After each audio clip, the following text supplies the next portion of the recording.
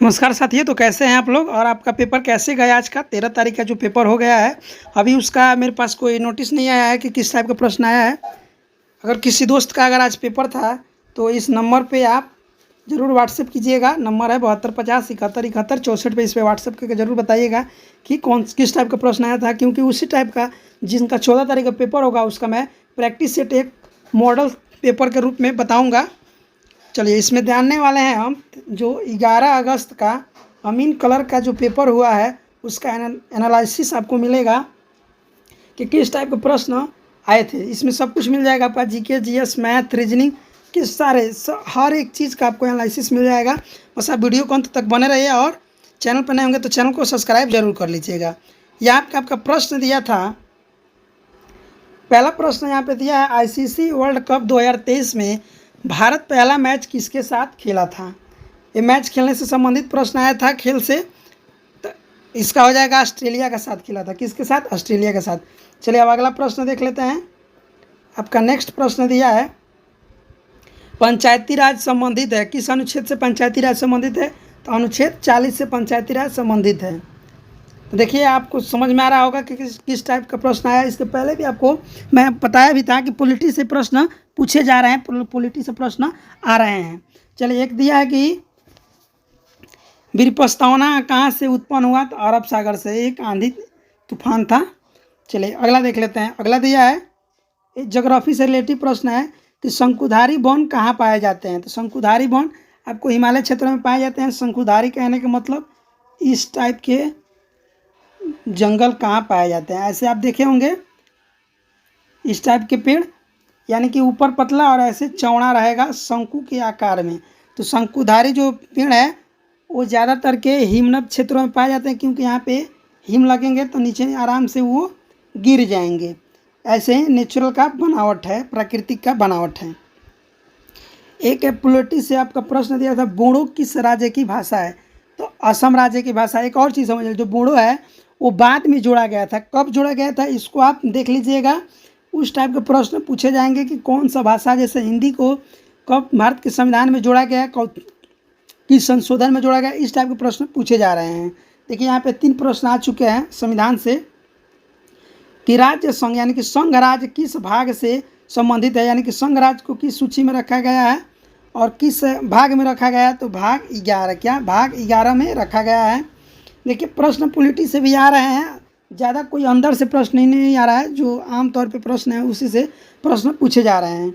एक प्रश्न अगला जो दिया है कि अंडमान निकोबार के दक्षिण कौन देश है? तो इस प्रश्न पे जो इसमें ऑप्शन दिया है उस पर मुझे शक लग रहा है, क्योंकि जो अंडमान निकोबार है, अगर भारत का स्थिति की बात करें, भारत की स्थिति अगर मान लीजिए भारत इस टाइप का आपको अगर दिख रहा है, ऐसे भारत है, ऐसे चलिए बना दे रहा हूँ, ऐसे भारत जो आपको दिखता है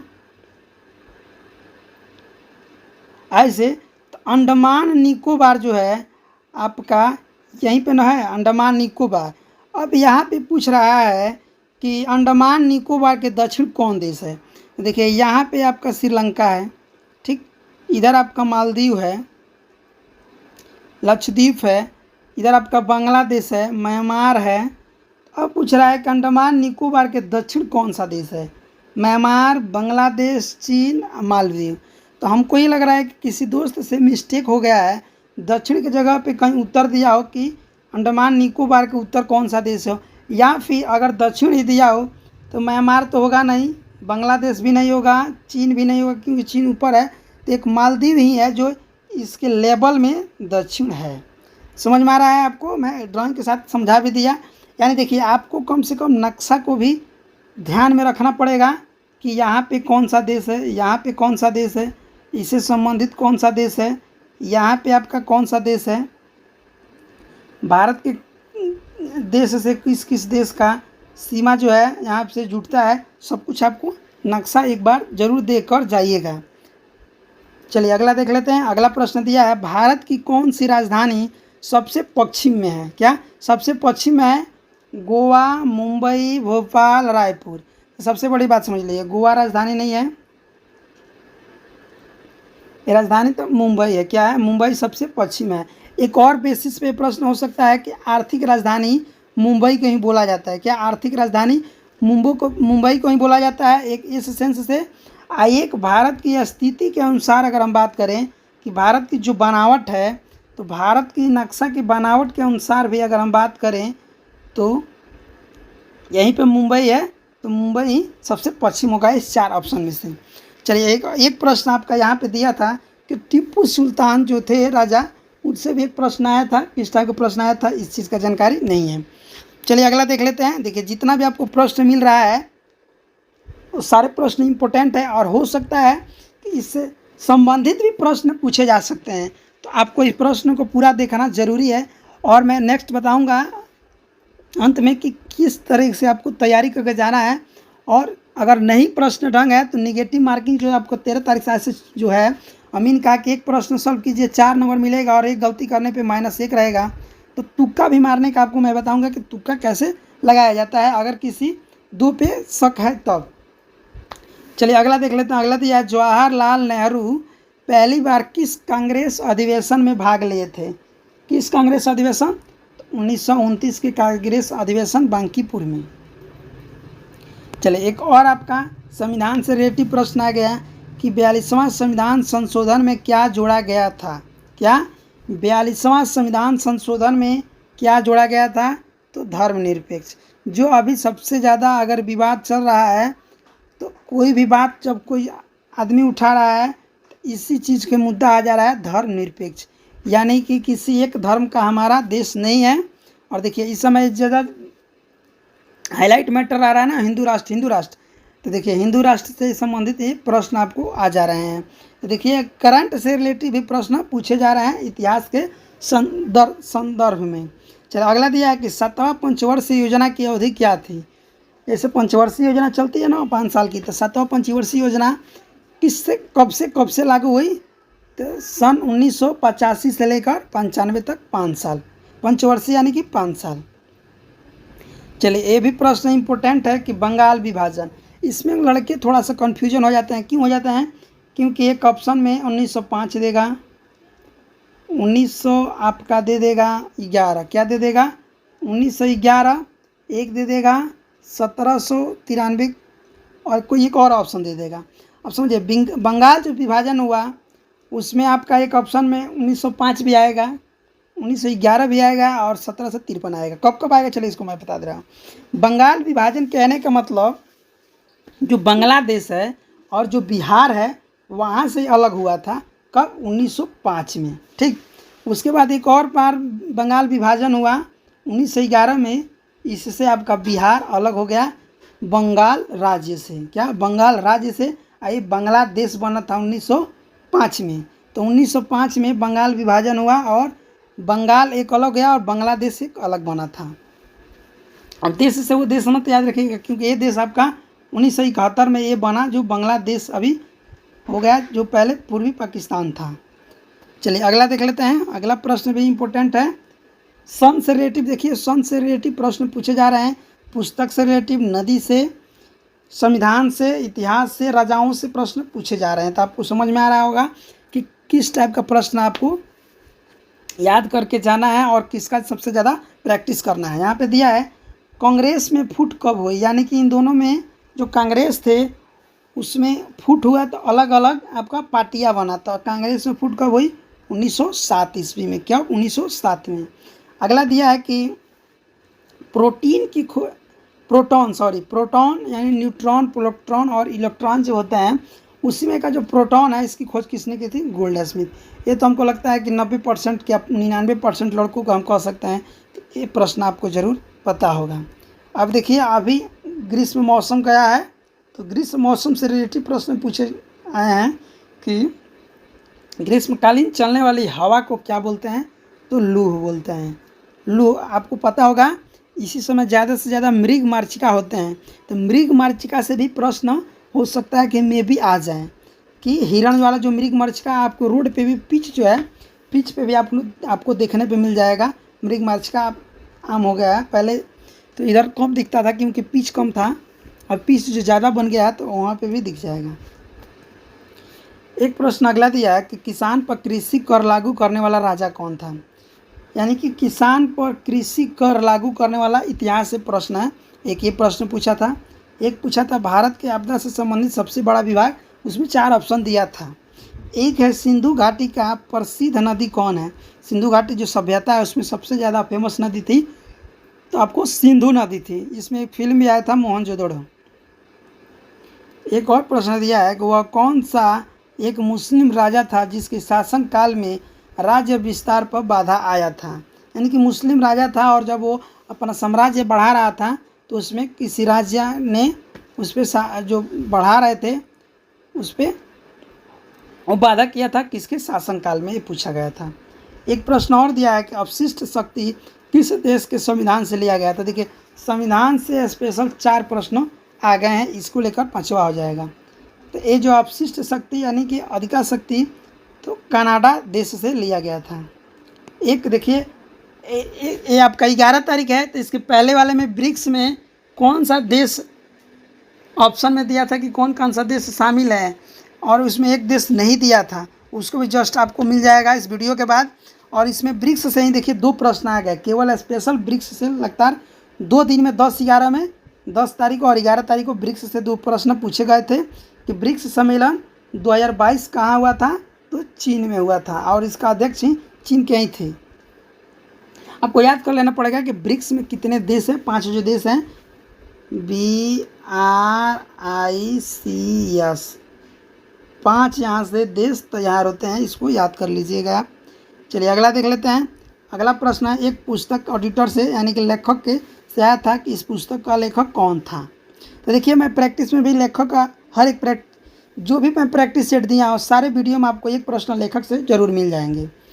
एक अगला प्रश्न दिया था कि भारत के किसी राज्य में न्यूनतम कितने विधानसभा हो सकते हैं, तो कम से कम 60, जो टोटल का 1/3 होता है।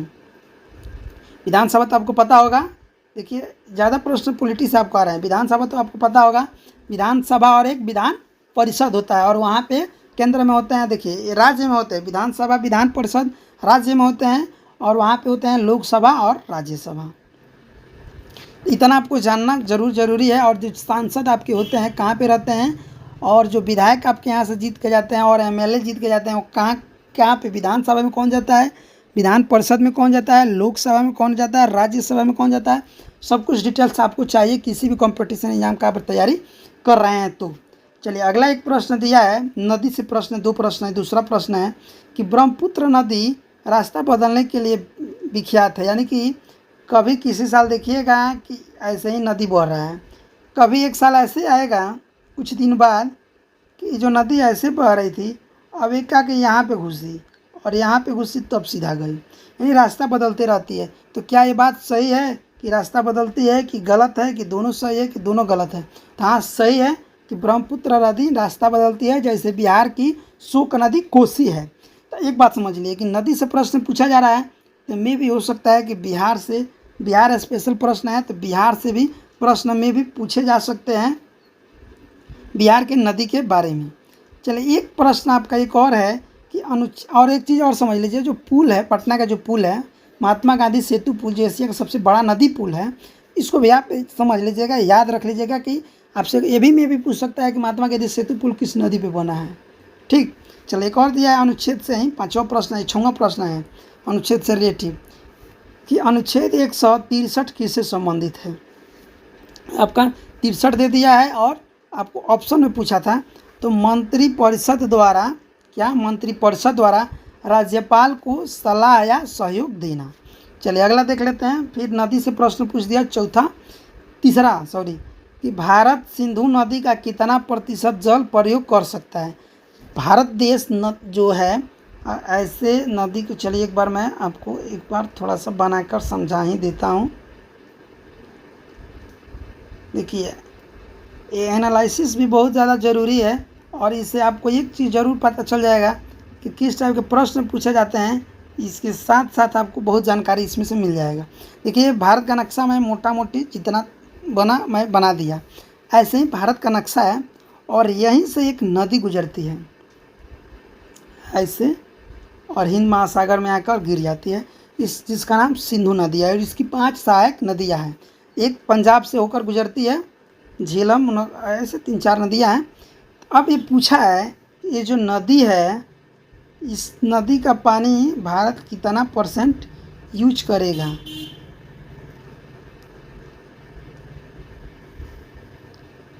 तो नदी का पानी भारत कितना % यूज करेगा, 20%। कितना, 20%। ऑप्शन में 80 भी दिया था, तो 20% यूज करेगा और 80% पाकिस्तान यूज करेगा। इसमें देखिए 1962 के करीब की बात है, जब पंडित जवाहरलाल नेहरू थे उस समय सिंधु नदी का एक सम्मेलन हुआ था और उसी सम्मेलन में साइन हुआ था कि आप 20% ही यूज कीजिएगा और उस पानी को आप रोक नहीं सकते हैं, पाकिस्तान जाने से रोक नहीं सकते हैं। चलिए एक प्रश्न, ये भी इम्पोर्टेंट प्रश्न है कि सिस्मोग्राफ का आविष्कार किसने किया था। क्या सिस्मोग्राफ का आविष्कार किसने किया था, तो चांग हेंग ने। क्या चांग हेंग ने किया था, जो चीनी यात्री था करीब 132 ईस्वी पूर्व में। क्या 132 ईस्वी पूर्व, याद रखिए आप, यानी कि आज अगर 2023 है तो इसमें 132 जोड़ लीजिए तो 2155 साल पहले इस सिस्मोग्राफी का आविष्कार हो चुका था। चलिए एक और प्रश्न दिया है कि राज्यसभा के सदस्य का न्यूनतम उम्र क्या होनी चाहिए। राज्यसभा, लोकसभा, समझ रहे हैं। राज्यसभा यानी कि उच्च सदन और लोकसभा यानी कि निम्न सदन। अब पूछ रहा है कि राज्यसभा में से अगर सदस्य आप बनना चाहते हैं तो आपको कम से कम 30 वर्ष का होना चाहिए। 30 वर्ष होइएगा तभी इसका चुनाव आप लड़ सकते हैं। और लोकसभा की बात करें तो लोकसभा में आपको 25 साल रहिएगा तो आप हो जाएगा। और चुनाव में वोट देने का अधिकार 21 साल। ये भी याद रखिए, जब ये उम्र से पूछ रहा है तो चुनाव से भी में भी प्रश्न पूछे जाएंगे। शादी से भी अगर पूछ दे तो लड़का का 18 साल और लड़का का 21 साल और लड़की का 18 साल, इसको भी अब घटा दिया गया है। चलिए एक अगला, ये तो 2 बता दिया। और लास्ट प्रश्न आप देखिए, इसके बाद रीजनिंग का जस्ट मैं बता दूंगा कि रीजनिंग और मैथ में किस टाइप के प्रश्न पूछे गए थे। यहाँ पे एक दिया है कि कौन साम्राज्य अंग्रेज हुकूमत को चुनौती दी थी। क्या पूछा जा रहा है कि अंग्रेजी जब शासन था उस समय एक राजा थे, कौन से राजा जो थे अंग्रेजों के खिलाफ लड़े, तो मराठा लड़े। देखिए इसे एक प्रश्न समझ लीजिए, जो मराठा थे वो आपको अंग्रेजों के खिलाफ लड़ते थे, मुगलों के साथ भी दोनों से लड़ते थे और फायदा कभी अंग्रेजों को होता था और कभी मुगलों को, नुकसान इन्हीं को होता था। फिर ये लोग होशियारी से लड़ना प्रारंभ किए। तो चलिए सारे प्रश्न इंपॉर्टेंट थे। अगर चैनल पर नहीं हो तो चैनल को सब्सक्राइब कीजिएगा। और नंबर है आपका 72 50 71 71 64 पे, जिनका 13 तारीख का आज अमीन का पेपर हुआ, वो प्लीज़ इस नंबर पे एक बार ज़रूर अपना या फिर कमेंट में क्वेश्चन ज़रूर बता दीजिएगा कि सर इस टाइप के प्रश्न आए थे। क्योंकि अगले लड़कों को जब मैं जाना रहूँगा तभी तो आपको पता चलेगा किस टाइप के प्रश्न पूछे जा रहे हैं। देखिए जैसे आज आपको पता चला कि नेक्स्ट प्रश्न कैसे आए थे, यानी लड़के जब बताए थे तभी, तो आप बताइएगा। जैसे होता है ना कि नॉलेज को जितना ही शेयर करोगे उतना ही बढ़ेगा, और एक जगह पर बंद कर देते हैं तो वहीं से आपका ये नॉलेज जो है, ज्ञान है, ख़त्म हो जाएगा। और रिटर्न अगर ऐसे क्वेश्चन आता तो ऐसे ज़रूरत ही नहीं था। तो चलिए अगर चैनल पर नहीं हो तो चैनल को सब्सक्राइब कीजिएगा और आपका दिन अच्छा हो और अच्छा से आप पेपर दें और एक सीट आपका फिक्स हो जाए। देखिए इसमें आपका 50% वेटिंग में भी रहेंगे।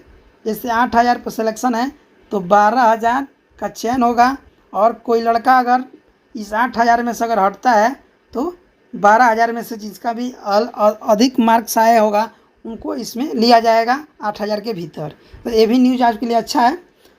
चलिए, थैंक यू वॉचिंग।